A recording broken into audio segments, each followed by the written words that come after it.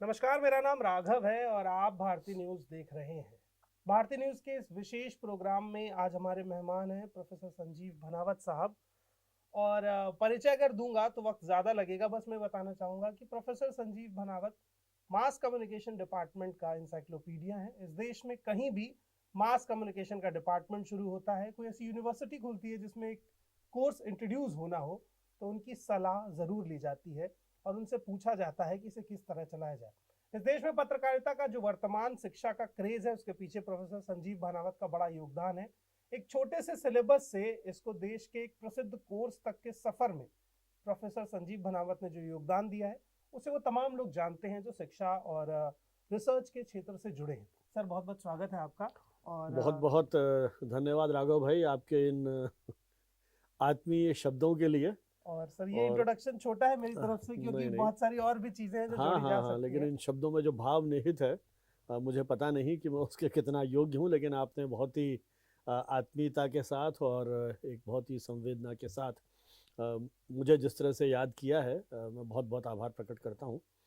और भारतीय न्यूज़ के प्रति भी मेरी शुभकामनाएं। जिस तरह से राघव जी ने और उनकी पूरी टीम ने ये एक अभियान चलाया है बच्चों को प्रशिक्षित करने का, उस दिशा में आपका ये प्रयोग बहुत ही महत्वपूर्ण है, सराहनीय है। क्योंकि इस कॉलेज के साथ, इंस्टीट्यूट के साथ मेरा लगभग 2 साल का जुड़ाव है और मैंने यहाँ के शिक्षकों के उस कमिटमेंट को और विद्यार्थियों के उस उत्साह, उमंग, उल्लास को बहुत निकटता से महसूस किया है। तो बधाई आपको इस महत्वपूर्ण उपक्रम के लिए। बहुत बहुत शुक्रिया सर। जिस तरह का हमारा 2 दिन का कार्यक्रम सर चल रहा है, board room to court room, मैं इस विषय से बहुत हद तक सहमत था और मुझे बड़ा अच्छा लगा कि पहली बार लोकतंत्र के 2 मजबूत स्तंभों को कोई एक साथ जोड़ के एक विषय में लेकर आ रहा है। एक स्तंभ जो मीडिया है, उसकी पूरी समझ आपको है। दूसरा स्तंभ जो न्यायपालिका है, वो मीडिया में ही निहित हो जाता है, क्योंकि बिना न्यायपालिका पढ़े आप पत्रकारिता को उतना नजदीकी से नहीं समझ पाएंगे। मैं सर आपसे जानना चाहूंगा कि आपका एक लंबा अनुभव है, आपने पूरे दौर को बदलते देखा है। आपने पेन कॉपी के दौर से और चिट्ठी लिखने वाले दौर से आज डिजिटल एज में भी, और आप अभी भी उतनी आधुनिक चीजों से जुड़े भी हैं, मतलब आप अपडेट भी होते रहे। मैं जानना चाहूंगा सर, क्या ऐसा बदल गया है जो नई पीढ़ी को समझना होगा कि जो पुरानी कुछ चीजें छूट गई हैं, वो शायद ना छूटती तो हम बहुत ज्यादा अपडेटेड होते। मुझे लगता है राघव जी, ये पूरा जो परिवेश है ये परिवर्तनशील है। हम हमेशा जो पुरातन है उससे चिपके नहीं रह सकते। आज से 50 साल पहले की दुनिया बिल्कुल अलग थी, आज की दुनिया बिल्कुल अलग है। धीरे धीरे व्यक्ति अपने जुनून से, अपने बौद्धिक सामर्थ्य से नए नए आविष्कार करता है। कुछ आविष्कार ऐसे होते हैं जो एक अकादमिक योगदान देते हैं और कुछ ऐसे होते हैं जो हमारे जीवन के साथ घुल मिल जाते हैं। कोविड का दौर हमने देखा, कोविड से पहले तक कोई बहुत इतना बड़ा चमत्कारिक हमको नहीं लग रहा था। हालांकि कंप्यूटर्स की एज आई, कंप्यूटर आया, उस समय हमें लगा था कि नौकरियां खत्म हो जाएंगी, देश भर में जगह जगह हड़तालें हुई। और अब आप आज देख रहे हैं कि जिसको कंप्यूटर की जानकारी नहीं है उसके लिए नौकरियां नहीं है। लेकिन कोविड का जो दौर था, देखिए बहुत ज़्यादा कष्ट में हम रहे। हमारे परिवारों में कितने लोगों ने इस दुनिया को छोड़ दिया। मेरे ख्याल हर एक के परिवार में कोई न कोई ऐसी कथाएं हैं जिसमें हमने देखा कि उनके मित्र और ये चले गए। लेकिन उसी के साथ जिस तरह से डिजिटल मीडिया ने हमारे जीवन में प्रवेश किया और पिछले 2-3 साल में ये पूरी दुनिया बदल गई है। और सबसे बड़ा जो इस समय आविष्कार है या जिसने इंटरफियर किया है हमारे क्षेत्र में, वो है एआई, कृत्रिम बौद्धिकता। नाम में कृत्रिमता का भाव छिपा हुआ है। तो अब इस कृत्रिम बौद्धिकता ने या आर्टिफिशियल इंटेलिजेंस ने कोई भी जीवन का क्षेत्र है, एजुकेशन है, मीडिया है, हेल्थ है, ट्रैफिक है, जो नाम लें आप, उन सब में इसने हस्तक्षेप किया है ना। मनुष्य जीवन के हर पक्ष को प्रभावित किया है। तो जो आप कह रहे हैं कि युवा पीढ़ी ने क्या देखा है या क्या बदलाव महसूस किया है, तो मैंने कहा युवा पीढ़ी इस आधुनिक दौर में किताबों की खुशबू भूल गई, आपस का जो एक सामाजिकता का भाव था वो भूल गए, है ना। तो एक जो हम किसी चीज के लिए कितना संघर्ष करते थे, एक आप तो ध्यान होगा, आप तो थोड़े से पुराने हैं, आपने वो दौर देखा होगा पत्रकारिता का कि जब एक एक हेडलाइन लगाने के लिए आप घंटों 10 घूमते थे, सोचते थे। इंट्रो लिखने के लिए आप कितना सोचते होंगे, है ना। आज तो हर चीज रेडीली अवेलेबल है, उस चैट जीपीटी में डालिए और आपको तुरंत सुझाव दे देगा, एक नहीं 10 सुझाव दे देगा आपको। तो आपका काम आसान हो गया है।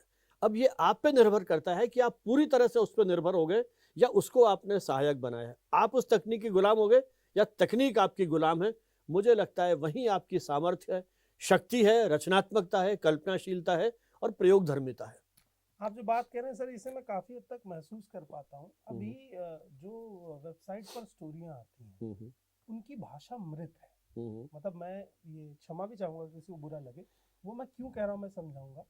मैं कुलदीप नैयर को पढ़ता हूँ, स्कूप, उनकी शानदार किताब, और वो जिस तरह की कहानियां लिखते हैं, मुझे लगता है कि पहले पत्रकारिता में साहित्य की झलक थी, इसलिए उसमें सब आपको महसूस होता था, आपको स्टोरी पढ़ते हुए भाव भी आते थे।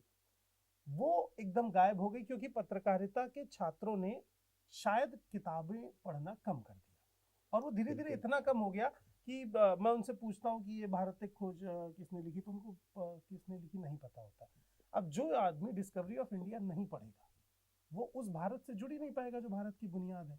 जो आदमी अंबेडकर की किताब नहीं पढ़ेगा कि शूद्र कौन थे, वो जान ही नहीं पाएगा कि अंबेडकर का संघर्ष क्या है। जेपी लोहिया के मूवमेंट आपको नहीं पता है, आपको इमरजेंसी नहीं पता है, आपको भारत के पैदा होने के बाद विकसित होने का दौर नहीं पता है, तो आप इस वाले भारत से कैसे? वो तो बिल्कुल सही कह रहे हैं आप, चूंकि हमारी इस तकनीक पे निर्भरता इतनी बढ़ गई है। देखिए, आपके एक क्लिक पर हजारों पृष्ठ खुल जाते हैं आपके सामने बिना मेहनत किए। जब मैं अपने पुस्तकालय में जाता था तो वहां मैं एक चीज की तलाश कर रहा हूँ, मुझे 10 चीजें और मिल जाती थी। मैं उन्हें भी कहीं ना कहीं पढ़ने के लिए लालायित होता था, उत्सुक होता था। हम जब नोट्स बनाते थे पढ़ते समय तो टेबल पे 10 किताबें होती थी और उनको पढ़ के, अब तो आप एक क्लिक के। फिर दूसरी प्रॉब्लम क्या है जो मुझे लगता है सबसे बड़ी समस्या है आज की, कि ये जो एल्गोरिदम है ना, आपने एक क्लिक किया, उस एक क्लिक पे जो सामग्री आई, जैसे मान लीजिए आज मैं दिल्ली में हूँ, कल मैं वापस अपने शहर जाऊंगा और मैं उसको देखूं कि साहब आज दिल्ली के अखबारों ने मेरे भाषण को कैसे रिपोर्ट किया, तो मुझे अगले कई दिन तक दिल्ली की खबरें मिलती रहेंगी। बिल्कुल। तो ये जो एल्गोरिदम है जिस तरह का, उसने वो फिल्टर बबल और अलग अलग नाम आप दे रहे हैं, उसने हमारी सोच को एक डायरेक्शन में लाके दे दिया। जब मैं 5-7 अखबार पढ़ता था, किताबें पढ़ता था, तो अलग अलग ढंग से सोचता था। अखबार में भी अभी तक कम से कम ये बचा हुआ है कि विभिन्न विचारों को प्राथमिकता दी जाती है। ठीक है, वो अखबार सत्ता का पक्षधर हो सकता है, विरोध में हो सकता है, लेकिन फिर भी विरोधी मतों को वो सम्मान देते हैं एक सीमा तक। 20 में से 2 पन्ना तो दे दे, तो कम से कम हमें एक सोचने का अवसर तो मिलता है ना। कई बार आपने देखा होगा अखबारों के एडिट पेज पे एक पक्ष में है और एक विपक्ष में है।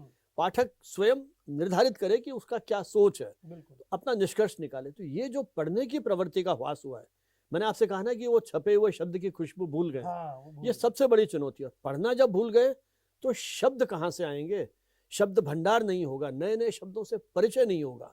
वो जिन प्राचीन लोगों की आप बात कर रहे हैं, बहुत कुलदीप नैयर की बात की, मैं कहता हूँ हिंदी में भी हमारे यहाँ अज्ञे थे, रघुवीर सहाय थे, है ना, विद्यानिवास मिश्र थे, निराला थे, इन्होंने भी अखबार निकाले। आजादी से पहले तो पत्रकारिता और साहित्य एक साथ चले लगभग। हम पहले पत्रकार जो हमारे थे, एक तरह से भारतेंदु की बात करें, जितने लोग आजादी की लड़ाई में आगे आए, बड़े नेता थे, नेहरू पत्रकार थे, सरदार वल्लभ भाई पटेल पत्रकार थे, जिन्ना पत्रकार थे। उन्होंने ये महसूस किया था कि राजनीतिक सामाजिक लड़ाई को हम, अखबार उसकी बहुत बड़ा हथियार है, इसलिए अखबार की प्रसार संख्या कम थी, है ना, लेकिन उसमें छपने वाले हर शब्द की कीमत थी, है ना, एक एक शब्द से। अब बताइए, कुछ 100 संख्या में बिकने वाला अखबार एक पूरी विचार चेतना को जागृत करता है। पूरा देश अंग्रेजी सत्ता के खिलाफ खड़ा हो जाता है उस अखबार को। हाँ, बिल्कुल।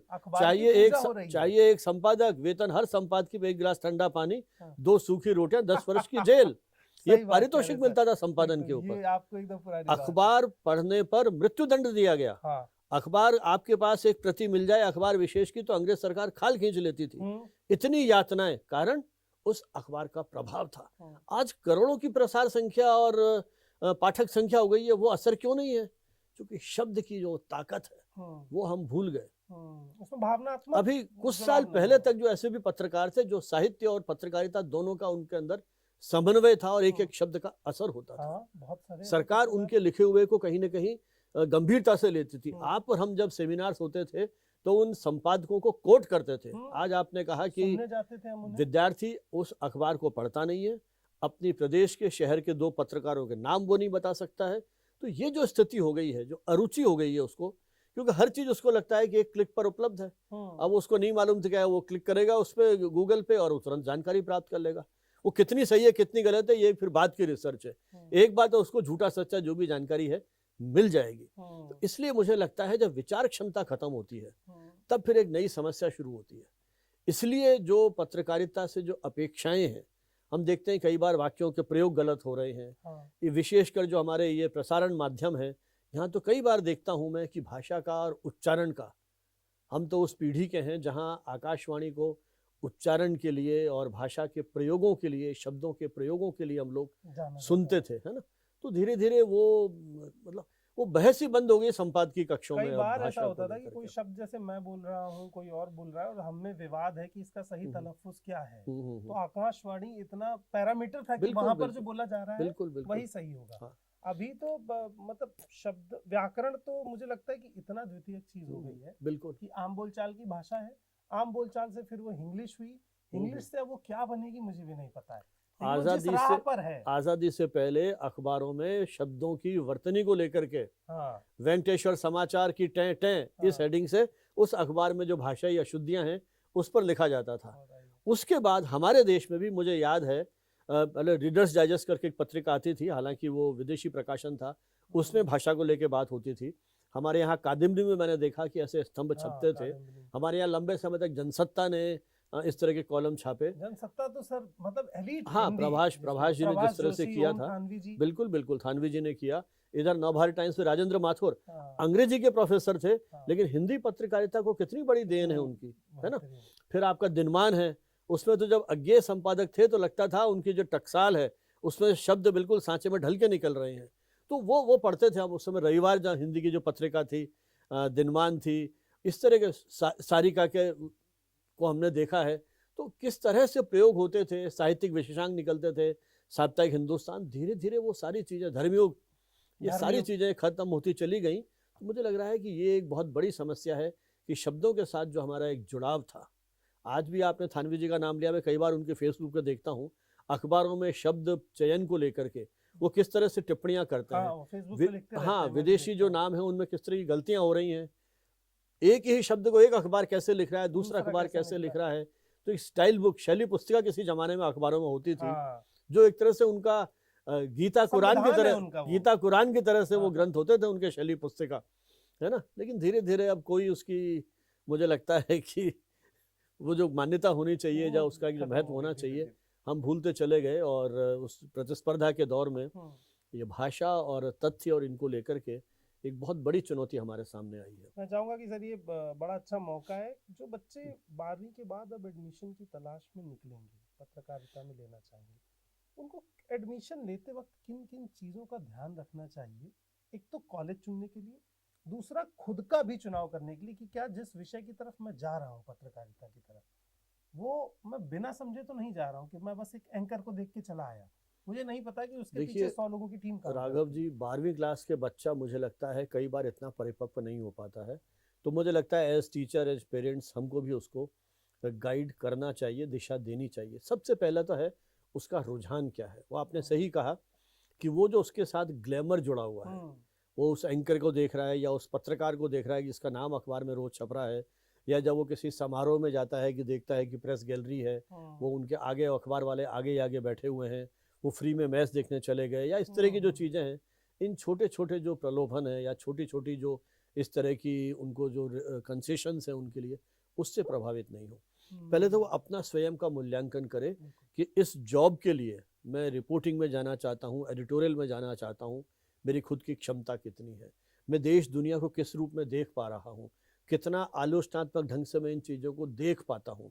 वो अखबार पढ़ता है तो जो कुछ छप रहा है उसको किस तरह से रिएक्ट करता है ना। भाई जब आप एंकर हैं, आप इंटरव्यू भी लेंगे, रिपोर्टर है, कोई व्यक्ति मिलता है तो उसको किस तरह से बातचीत करेंगे आप देश के रक्षा मंत्री से बात कर रहे हैं, गृह मंत्री से बात कर रहे हैं, तो आपको हमारी जो रक्षा नीति है या जो गृह नीति है उसके बारे में जानकारी होनी चाहिए ना। जिससे भी बात कर रहे हैं, फिल्म स्टार से बात कर रहे हैं तो आपको फिल्मों का ज्ञान होना चाहिए। तो किस तरह की उसकी अभिरुचि है, उसकी अभिरुचि क्राइम रिपोर्टिंग में है, स्पोर्ट्स में है तो स्पोर्ट्स की जानकारी हो, वो मूल्यांकन तो उसको खुद को करना पड़ेगा, दूसरा उसे कोई जानकारी नहीं दे पाएगा। कॉलेज का चयन करते समय भी उसको वहाँ के जो एलुमनाई हैं उनसे बात करनी चाहिए, शिक्षा का स्तर किस तरह का है, विद्यार्थियों के लिए कितने अपॉर्चुनिटीज़ हैं, उनके जो एक्स्ट्रा करिकुलर एक्टिविटीज़ कहते हैं ना अपन, उनकी चाहे डिबेट्स की बात करें, एकेडमिक सेमिनार्स की बात करें, मीडिया से जुड़े हुए लोगों को कितनों को बुला पाते हैं, कितना उनको एक्सपोजर दे पाते हैं, कितने विजिट्स होती हैं, प्रैक्टिकल ट्रेनिंग कितनी हो रही है। तो उनके आसपास वो जितनी उनकी आर्थिक क्षमता है उस हिसाब से वो देखें और कॉलेज की उन जो उनकी स्टेट ऑफ आर्ट है, जिस तरह की स्थिति है, उसको देख करके, वहाँ की फैकल्टी को देख करके वो अपना निर्णय कर सकते हैं कि भाई मुझे यहाँ पर एडमिशन लेना चाहिए कि नहीं लेना चाहिए। फिर उनकी खुद की क्षमता, आजकल हर जगह एंट्रेंस टेस्ट होता है, अब तो NTA भी टेस्ट ले रहा है, वहाँ आपसे वो आपसे मांगते हैं, प्रेफरेंसेस मांगते हैं वो, तो आप उसी हिसाब से अपनी 2 3 4 जो प्रेफरेंसेस हैं वो दीजिए। लेकिन सबसे पहले देखिए कि आप इस प्रोफेशन में अपने आप के साथ कितना जस्टिस कर पाएंगे, कितना लिख पाएंगे। ये जॉब, यदि आप रिपोर्टिंग में जाते हैं तो ऐसा तो है नहीं कि फूलों की सेज है, वहाँ आपको काम करना ही पड़ेगा, है ना, जाना पड़ेगा। फिर कितना एक्सट्रोवर्ट हैं आप, है ना, शुरू में तो आपको मेहनत करनी पड़ेगी ना, बाद में ठीक है कि सोर्स आपके पास आ जाए, जब आप रम जाएंगे हाँ तब तब आप, तो पहले आपको सब करना पड़ेगा। ये कितने एक्सट्रोवर्ट नेचर है आपकी, कितने लोगों से बात कर सकते हैं, दूसरे लोगों के जीवन में कितना इंटरेस्ट ले पाते हैं, आपका किसी चीज़ को सोचने समझने की क्षमता क्या है, बिटवीन द लाइन्स आप पढ़ सकते हैं नहीं पढ़ सकते हैं, एक समाचार को सूंघने की क्षमता भी तो चाहिए उसको, है ना।